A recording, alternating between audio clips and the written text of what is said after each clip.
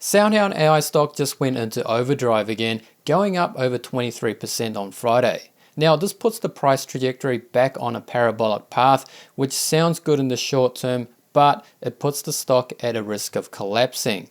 In this video, I'll go over some recent events that investors may find interesting, and to finish the video off, I'll give you my price prediction for the stock going forward.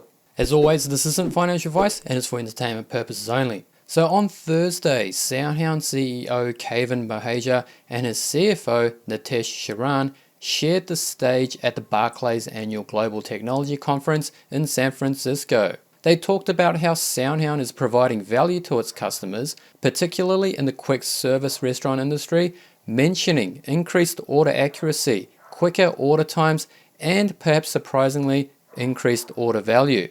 Let's take a listen to some of the presentation. We have the core technology in-house. There are very few companies that have this stack of technology, like your own speech recognition, your own natural language understanding, and so on. And we've always been, in our opinion, ahead of others.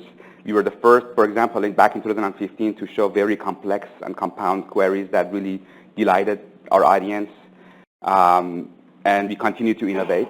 And owning the technology also allows us to make our products better as opposed to being an API user of another platform. Second is data. There are data companies that are now worth over $10 billion, but we have more data than, probably in the top 5, top 10 companies in terms of data. We've been live in production for almost 20 years, conversations and voices from millions of users in dozens of languages, and that data is priceless in my opinion. Then I would say the ecosystem of our partners and customers and channel partners and investors that really want us to succeed. We are in millions of devices. We are in thousands of businesses, and those integrations are really hard to achieve. So it seems that SoundHound AI is in a unique position with some good proprietary AI technology, good data, and commercial partnerships. Yes, there are many other companies doing voice AI, but not many are in a position to capitalize on it. Mahaja goes on to say that SoundHound AI is in a sweet spot in that it has first mover advantage and is more nimble and focused than big tech companies. And the last thing I would say is our business strategy. We are in an area of focus that is too hard for new players to catch up. It just takes a long time and effort and resources, and it's too unwise for the big tech to focus on, right? And that gives us another advantage. Nitesh Sharan, the CFO, then gave an example of where SoundHound AI's technology helped the White Castle restaurant get through a very busy day after a Taylor Swift concert. We had an example of a restaurant that we kicked off first in the Midwest, and then we were scaling towards the Southwest. Well, last year when Taylor Swift was going through it, which I guess her Eras tour just ended this week, so she went in St. Louis, and after the concert, there were just hordes of customers that came to White Castle, one of our earliest drive-through partners. And the staff subsequently, they only had 2 or 3 people that were working there, and their AI system they called Julia, they were just raving about how Julia was such a great resource to help take the order so they could do food preparation or handle other customer service inquiries. So it really was a dependent worker that never gets tired, always on, 24/7. You can train it to upsell, and it'll never forget to upsell. So just to mitigate labor shortage. There's obviously a cost benefit. Again, you don't have retraining and so forth. You don't have the cost of acquisition of new talent. He goes on to say that some of SoundHound's clients are actually seeing a revenue upsell, meaning more dollars per order. Ultimately, we're shifting and we're seeing more and more data on revenue upsell. So now it's becoming a strategic pillar where we have a large major QSR in the chicken sandwich side that's seeing ticket prices uplift 10-20%. $20 ticket prices going to $23. And that completely changes the architecture for a restaurant to say, okay, now not only is this good, consistent acquisition of talent, cost arbitrage, but it's also revenue generating as well. So that's quite a nice surprise. Who would have thought that making ordering easier would lead to an increase in basket size? Another impressive thing was Kevin mentioning the breadth of customers that SoundHound now works with. We are working with 30% of the top 20 QSR brands. A lot of them are live already. Some of them are live, but quietly live, just to test and pilot. But we are in Three of the top four pizza. You're expanding with Chipotle, Casey's. Just announced Church's Chicken, Torchy's Taco. And we are in over 20 car brands and over 200 enterprise brands, including 7 of the top 10 financial institutions. Nitesh then chimes in and drops some huge TAM numbers using an example of just American drive-thrus. Yeah, I mean, I'll start to extend off the last question. If the TAM is massive, we talk about $140 billion TAM, but that might be understating it in terms of the ultimate commerce opportunities that we can address. And even though it is a global opportunity, if you look at just the U.S. and just take drive-thrus, although we're doing phone ordering with several Chipotle, Jersey Mike's, et cetera, but just on the drive-thru, there's nearly 300,000 drive-thrus, and by the way, strategically for restaurants is to have more convenience and pick up and go, so that's actually a growing part of that sector. If you do the math on scale times price, you'd get billion-dollar revenue plus per year easily for us, and we have a running start competitively. We do believe there's some other players, there's some legacy players that we don't believe have the tech to compete, and then there's some other larger players that are trying to come in, but it's just hard.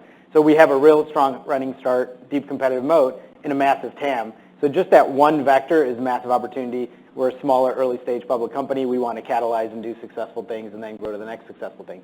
Furthermore, orders seem to be taking less time to place. And you talk a lot about accuracy being important. What is the speed dynamic like? So I spent some time on TikTok looking at a bunch of White Castle drive-thrus, which is, you guys are TikTok famous. And looking through some of that and watching the experience, the time it takes, is it meaningfully quicker? Is it about the same as human? How do we think about that?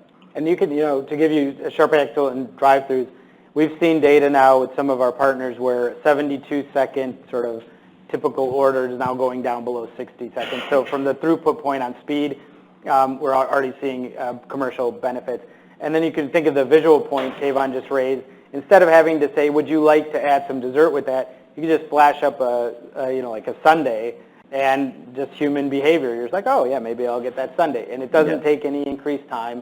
And we are seeing some early signs of ticket price increases like I mentioned earlier. In my opinion, this was the most informative presentation I've seen all year by CNN management, and in particular, I was impressed by Nitesh Sharan's examples showcasing where SoundHound's AI technology has added real-world value to big brands. In addition to this, earlier in the week, we got an announcement about SoundHound appearing at CES, which is one of the biggest technology events of the year. This will be held early in January, and I'll talk about this in a future video. And finally, of course, we had the announcement of a new customer, Church's Texas Chicken.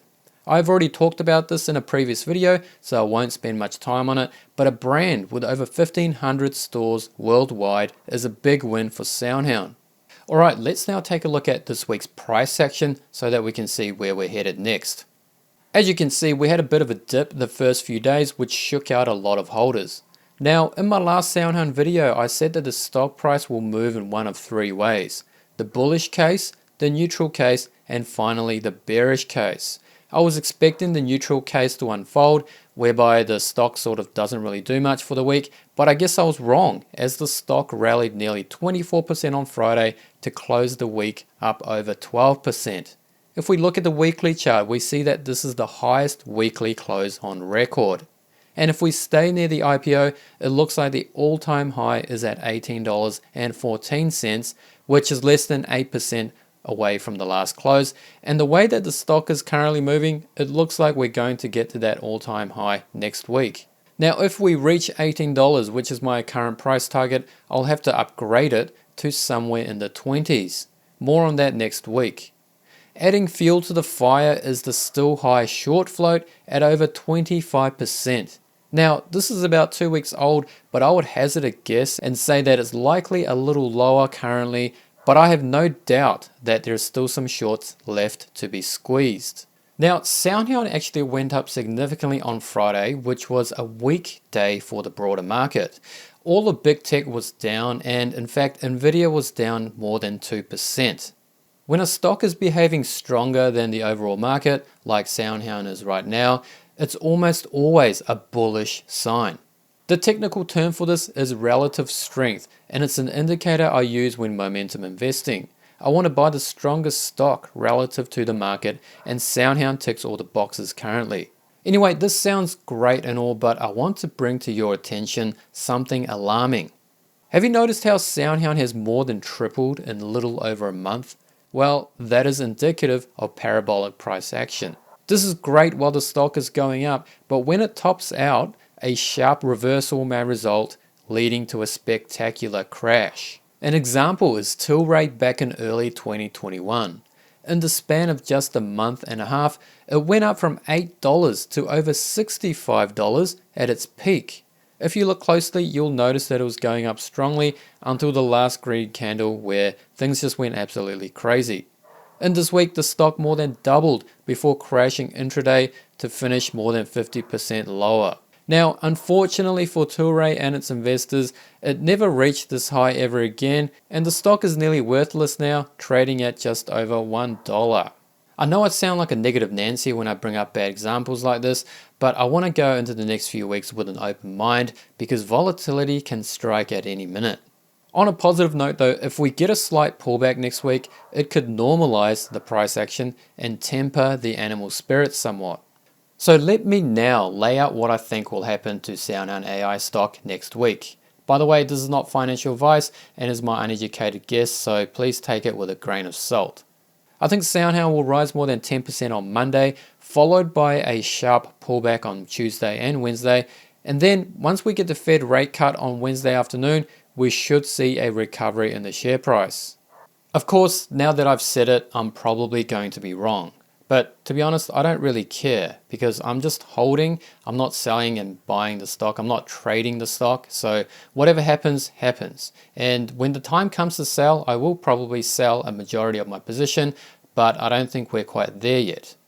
And even if I do sell, I'm still going to hold a residual position as a long-term holding because I truly believe in the company's future prospects.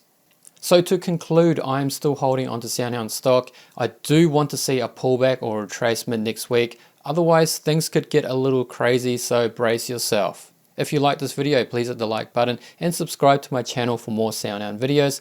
Thanks for watching and have a great weekend.